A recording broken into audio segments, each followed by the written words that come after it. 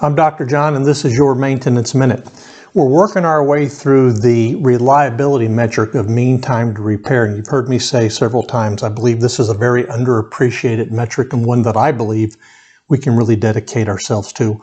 We're on the second phase, or second segment, if you will. The first one was on response time, and we talked about when a machine goes down, how quickly we can get a qualified person, properly tooled and attitude-wise, on the scene to assess the situation. So we got some response time. That could, by the way, an operator's involved in that as well. We're on to the second segment, or the second major phase, which is troubleshooting.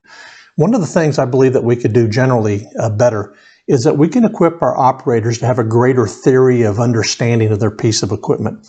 When a machine is not performing properly, when it's given some indication a product that's not quality is coming out, the operator should be the first person to spring into action to try to bring the machine back to some center line or and bring it back into control if you can. Now, the operator has some limits to what they can do. Many of you have more expansive autonomous maintenance, so the operator may actually have some tools and equipment and can replace parts and things, and that's fantastic if you have that.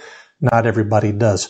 But what I need is operators and maintenance people that are very capable and very skilled in understanding how the equipment works. In fact, the standard, ISO standard, says that a person can gain real mastery of their skill the more adverse situations that they're involved in. So they go in with a basic skill set. The more opportunities they have to address sort of situations that aren't ideal, the more mastery of their skill that they have.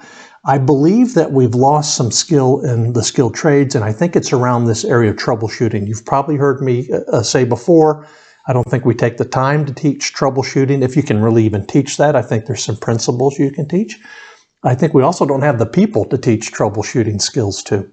What I want in a situation that's either planned or unplanned. Now, in planned maintenance and troubleshooting, I should have already assessed what the offending component is or the offending situation. I'm able to correct that. Sometimes in planned maintenance, I'm usually carving out some time to go in and do some troubleshooting so I can find out what's actually going on around here. And so that's when I want to have some real skills brought to bear on this to explore what, I've got the machine down for a period of time. I want to explore what possible contributing factors might be. In a breakdown situation, I need someone that can go in and we have a thought process by which we step through for troubleshooting. Electricians are chasing electrons around a piece of equipment to determine where electrical flow stops happening. For mechanics, what's not working like it should be working, or what appears to be broken, if you will. Whatever our troubleshooting skills and capabilities are, we need to hone those.